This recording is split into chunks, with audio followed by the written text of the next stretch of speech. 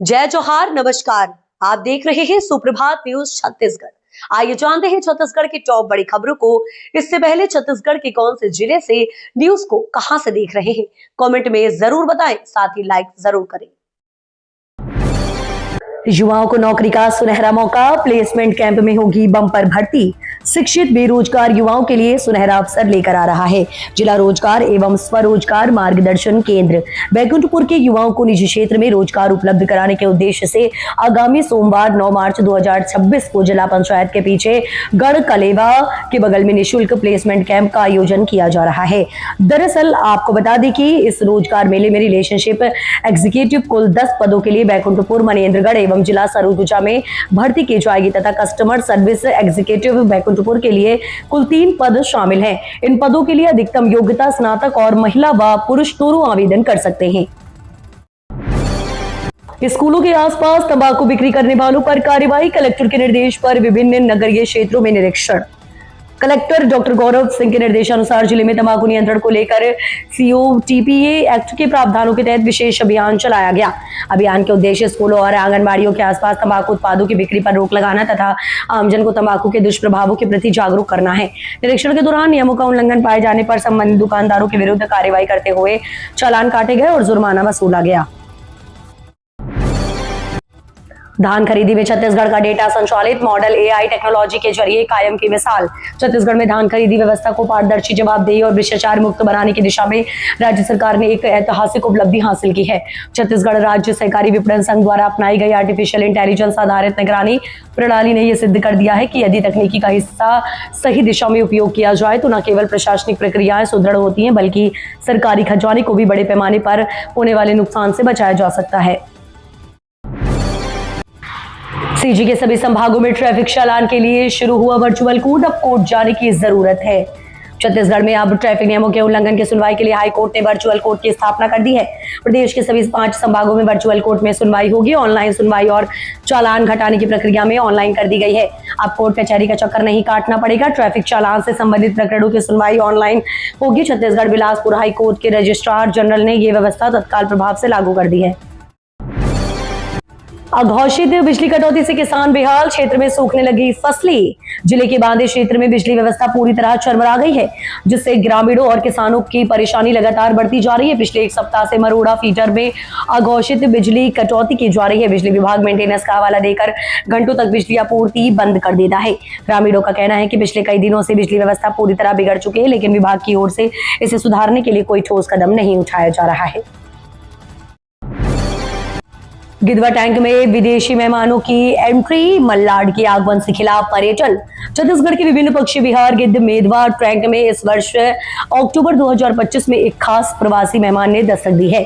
ये मेहमान है सुंदर और आकर्षक जल पक्षी मल्लाड बत्तख, जिसने पहली बार यहाँ अपना आगमन दर्ज कराया है। लंबी प्रवासी यात्रा पूरी कर आई ये मल्लाड गिद्धवा टैंक के शांत और स्वच्छ वातावरण में सहज रूप से बस गई है। धीरे धीरे वह अन्य स्थानीय और प्रवासी पक्षियों के साथ घुल मिल गई है और क्षेत्र का हिस्सा बन गई है। आपातकाल के दौरान छत्तीसगढ़ के इस लोकतंत्र सेनानी का निधन, सीएम साई ने साझा किया भावुक पोस्ट। मुख्यमंत्री विष्णुदेव साई ने जशपुर के वरिष्ठ सामाजिक कार्यकर्ता और लोकतंत्र सेनानी महावीर प्रसाद जैन के निधन पर गहरा दुख व्यक्त किया है। मुख्यमंत्री साई ने कहा कि महावीर प्रसाद जैन ने अपने जीवन को समाज सेवा, राष्ट्रीय हित और लोकतांत्रिक मूल्यों की रक्षा के लिए समर्पित किया है। आपातकाल के कठिन दौर में उन्होंने लोकतंत्र की रक्षा के लिए साहसपूर्वक संघर्ष किया और अपने सिद्धांतों पर अडिग रहे। उस समय उनके द्वारा किया गया त्याग और समर्पण लोकतांत्रिक चेतना के प्रति उनकी अटूट निष्ठा का परिचायक है। प्रदेश में फिलहाल नहीं बरसेंगे बादल, 3 दिन में 2.3 डिग्री सेल्सियस बढ़ेगा तापमान। छत्तीसगढ़ में मौसम फिलहाल शुष्क बना हुआ है और आने वाले दिनों में भी भारी बारिश की संभावना नहीं है। मौसम विभाग रायपुर के ताजा पूर्वानुमान के मुताबिक प्रदेश में अगले 7 दिनों तक मौसम शुष्क रहने का अनुमान है। इस दौरान किसी भी तरह की मौसम संबंधी चेतावनी जारी नहीं की गई है। मौसम विभाग के अनुसार अगले उत्तर पश्चिम भारत के ऊपर लगभग 12.6 किलोमीटर की ऊंचाई पर उपोष्ण कटिबंधीय पश्चिमी जेट स्ट्रीम सक्रिय है। होली की हुड़दंग, सड़क जाम कर वाहनों पर पथराव, चाकू लहराते युवकों का वीडियो वायरल। छत्तीसगढ़ के जांजगीर चांपा जिले में होली की रात जहां एक और रंग और उल्लास का माहौल था, वहीं कुछ इलाकों में बदमाशों का तांडव भी देखने को मिला। जिला मुख्यालय से लगे फुटपुरा गांव जो जांजगीर सिटी कोतवाली थाना क्षेत्र में आता है, वहां युवकों के एक समूह से मुख्य मार्ग पर कई जगह सड़क जाम कर दिया। 4 पहिया वाहनों पर पथराव किया गया और शासकीय संपत्ति को भी नुकसान पहुंचाया गया।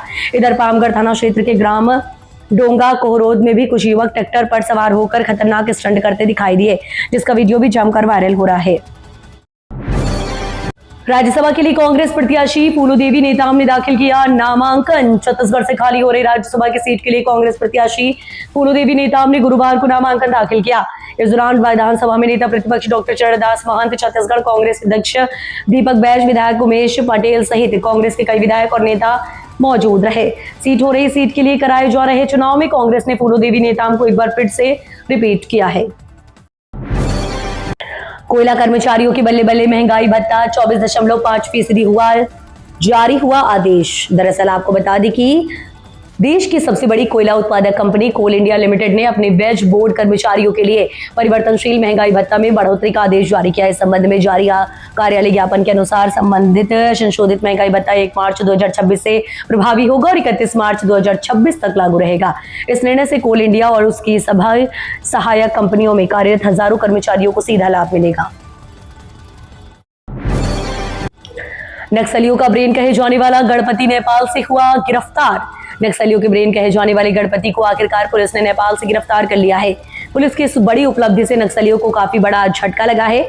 इसके अलावा नक्सलियों की एक और टीम पुलिस के सामने समर्पण कर सकती है। बता दें आपको कि दुर्दांत नक्सली और नक्सलियों का ब्रेन कहे जाने वाला गणपति नेपाल से गिरफ्तार किया गया है। पुलिस जवानों के ऊपर होने वाले कई हमले में गणपति का नाम हमेशा सामने आया है। छत्तीसगढ़ से होकर चलने वाली 13 ट्रेनें 3 दिन तक रद्द। सफर करने से पहले पढ़ लें खबर। छत्तीसगढ़ में गोदिया होते हुए नागपुर की दिशा में यात्रा करने वाले रेल यात्रियों को अगले कुछ दिनों तक असुविधा का सामना करना पड़ सकता है। रेलवे प्रशासन ने तकनीकी कार्यों के चलते इस रूट पर चलने वाली कई मेमो ट्रेनों के संचालन को अस्थायी रूप से बंद करने का निर्णय लिया है। रेलवे से मिली जानकारी के अनुसार नागपुर मंडल में एक पार फाटक पर गर्डर लींचिंग का कार्य किया जाना है। इस महत्वपूर्ण इंजीनियरिंग कार्य के कारण सुरक्षा की दृष्टि से आज 6 मार्च से 8 मार्च तक गोंदिया नागपुर जंक्शन में चलने वाली कुल 13 मेमो ट्रेनों को निरस्त किया गया है। रायपुर के अंबेडकर अस्पताल और डीकेएस से 2 साल में 100 डॉक्टरों ने दिया इस्तीफा। रायपुर के सबसे बड़े सरकारी अस्पतालों में गिने जाने वाले अंबेडकर अस्पताल और डीकेएस में विशेषज्ञ डॉक्टरों का ठिकाना अब मुश्किल होता जा रहा है। हालात यह है कि पिछले 2 साल के भीतर ही इन दिनों बड़े अस्पतालों से करीब 100 डॉक्टरों ने अपनी नौकरी छोड़ दी है। सालों तक मरीजों की सेवा करने के बाद भी जब डॉक्टरों को नियमित नहीं किया गया तो उन्होंने मजबूरी में सरकारी नौकरी से किनारा कर लिया है। लगातार मांग और विभागीय स्तर पर पत्राचार के बाद भी जब नियमितीकरण की प्रशासनिक प्रक्रिया आगे नहीं बढ़ी तो डॉक्टरों में निराशा फैल गई। ट्रेन में शराब पीकर चढ़ने वाले यात्रियों पर शिकंजा। अब ब्रीथ एनालाइजर मशीन से सीआरपी करेगी जांच। रेलवे स्टेशन और ट्रेनों में शराब पीकर हंगामा करने वाले यात्रियों पर अब सख्ती बढ़ने वाली है। शासकीय रेलवे पुलिस को आखिरकार ब्रीथ एनालाइजर मशीन उपलब्ध करा दी गई है। होली पर्व के बाद इस मशीन का नियमित रूप से उपयोग किया जाएगा।